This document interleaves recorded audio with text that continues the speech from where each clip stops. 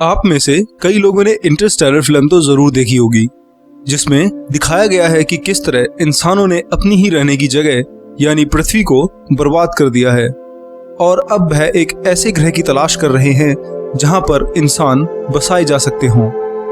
पर ऐसा कोई भी ग्रह उन्हें हमारे पूरे सौरमंडल में नहीं मिलता है, जिस कारण उन्हें दूसरे तारे या कहे इंटरस्टेलर सफर पर निकलना पड़ता है ताकि वह इस तरह का कोई ग्रह खोज सके जहां रहने लायक वातावरण हो।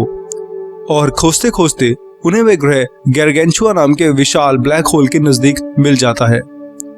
दोस्तों, ये तो थी फिल्म की बात, जो कि हकीकत से थोड़ी दूर है, क्योंकि अभी हमारे पास फिल्म में दिखाई गई ऐसी कोई भी टेक्नोलॉजी नहीं है जो इतनी दूर जाकर तारों का सफर कर सके। आपको बता दें कि इंटरस्टेलर उस यात्रा को कहते हैं जब हम अपने तारे की सीमा को छोड़कर दूसरे तारे की ओर जाते हैं।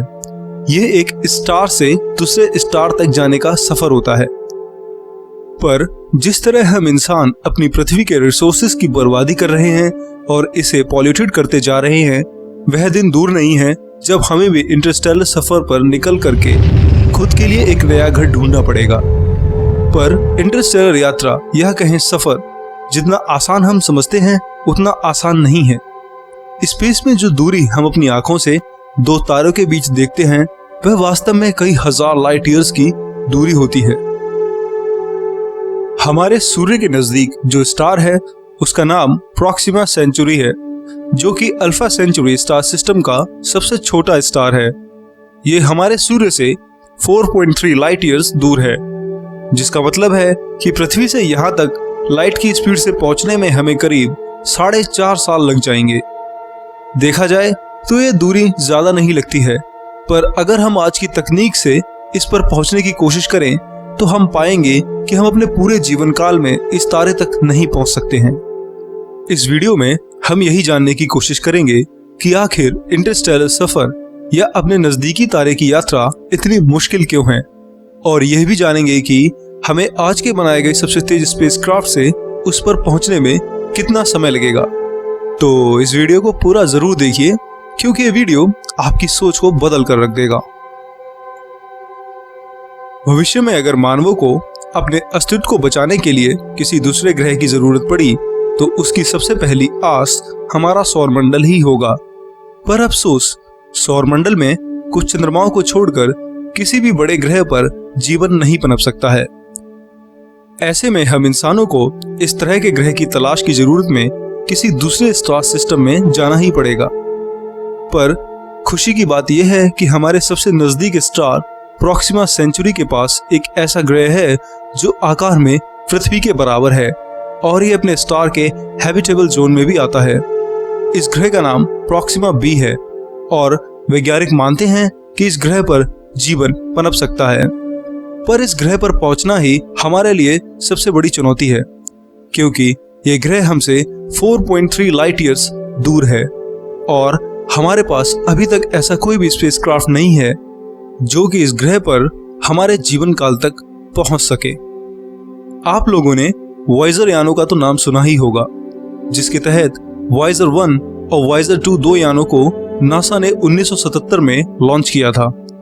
वॉयेजर 1 यान पिछले 41 सालों से स्पेस में सफर कर रहा है और ये अब तक का सबसे दूर जाने वाला मानव निर्मित यान है। इसकी इस समय स्पीड 17 किलोमीटर प्रति सेकंड है, यानी ये 1 घंटे में 62,000 किलोमीटर का सफर तय करता है। अगर ये आज पृथ्वी से लॉन्च हो तो मात्र 6 घंटे में ही चांद पर पहुंच जाएगा। अपने 41 सालों के सफर में ये सूर्य से 140 एस्ट्रोनॉमिकल यूनिट आगे जा चुका है। एक एस्ट्रोनॉमिकल यूनिट सूर्य की पृथ्वी से जो दूरी है उसे कहते हैं, जो कि करीब 15 करोड़ किलोमीटर होती है। वॉयेजर 1 इस वक्त करीब 21 अरब किलोमीटर की दूरी तय कर चुका है, पर इतनी तेज स्पीड होने के बाद भी इस यान को प्रॉक्सिमा सेंचुरी स्टार तक पहुंचने में करीब 73,000 साल लग जाएंगे। अगर हम आज तक के बनाए गए सबसे तेज स्पेसक्राफ्ट की बात करें तो वह नासा द्वारा बनाया गया पार्कर सोलर प्रोब है, जो कि नासा ने 12 अगस्त को लॉन्च किया था, जिसका मकसद सूर्य की भारी सतह कोरोना का अध्ययन करना था। पार्कर सोलर प्रोब अभी तक की सबसे तेज चलने वाली मशीन है। जब यह वीनस ग्रह से गुजरेगा तो उसकी ग्रेविटी की फोर्स से यह 200 किलोमीटर प्रति सेकंड की अद्भुत स्पीड हासिल कर लेगा। यह आज तक का बनाया गया सबसे तेज स्पेसक्राफ्ट है। अब तक कोई भी चीज इतनी स्पीड हासिल नहीं कर सकी है। 200 किलोमीटर प्रति सेकंड की रफ्तार का मतलब है कि ये करीब हर घंटे 7,20,000 किलोमीटर का सफर तय करता है। ये इतनी तेज स्पीड है कि अगर पृथ्वी से इसी स्पीड से ये लॉन्च हो तो मात्र आधे घंटे में ये चांद पर पहुंच जाएगा और मात्र 3 मिनट और 24 सेकंड में ये पृथ्वी की एक परिक्रमा भी कर लेगा। पर इसकी यह स्पीड भी बहुत कम है। ये मात्र लाइट की स्पीड का 0.07% है।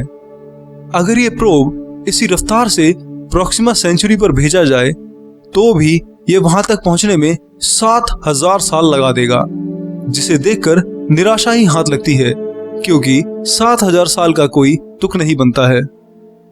पर क्या हमारे पास ऐसी कोई टेक्नोलॉजी है जो कि हमारे जीवन काल तक इस स्टार तक पहुंच सके? वैसे तो वैज्ञानिकों ने इस पर कई थ्योरीज और आइडियाज समय समय पर दिए हैं, पर जो सबसे कारगर और ज्यादा भरोसेमंद आइडिया या कहीं टेक्नोलॉजी है, अब हम उसी की बात करेंगे।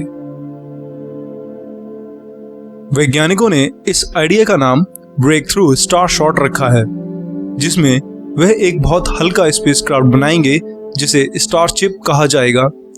वास्तव में ये स्पेसक्राफ्ट कुछ सेंटीमीटर और ग्राम के होंगे और इनके चारों तरफ 4-4 मीटर की शीट लगी होगी, जो कि वजन में बहुत ही हल्की होगी।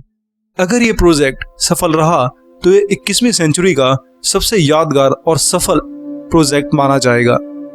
दुनिया भर के वैज्ञानिकों की नजर इस प्रोजेक्ट पर बनी हुई है, पर उनकी कैलकुलेशंस के आधार पर यह प्रोजेक्ट कम से कम तो 2036 में लॉन्च किया ही जा सकता है। और अगर ये 2036 में लॉन्च होता है तो ये प्रॉक्सिमा सेंचुरी पर 2056 में पहुंच जाएगा और वहां से एक नई दुनिया की तस्वीर भेजेगा। पर यह सब तभी मुमकिन हो सकता है जब उन 1000 लाइट सेल शिप्स में से कुछ एक आध वहां तक पहुंचने में सफल हो जाएं, क्योंकि स्पेस में मौजूद एक भी धूल की कण इन शिप्स को एक पल में खराब कर सकती है। इस प्रोजेक्ट की एक सबसे बड़ी दिक्कत इसका बजट भी है। वैज्ञानिकों और इंजीनियरों की माने तो इसकी लागत करीब $10 बिलियन है, जो कि भारतीय रुपयों में करीब 734 अरब रुपए बनती है।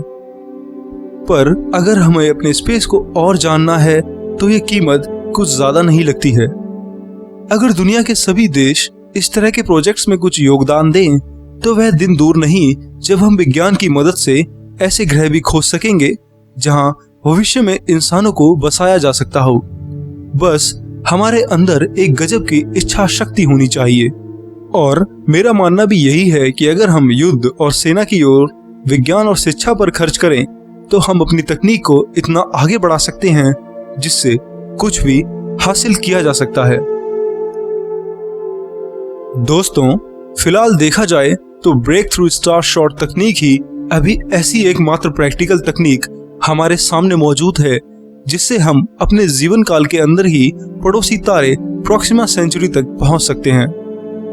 दूसरी सभी मशीनें और प्रोब भेजने में तो हमें हजारों सालों का फालतू समय ही लगेगा।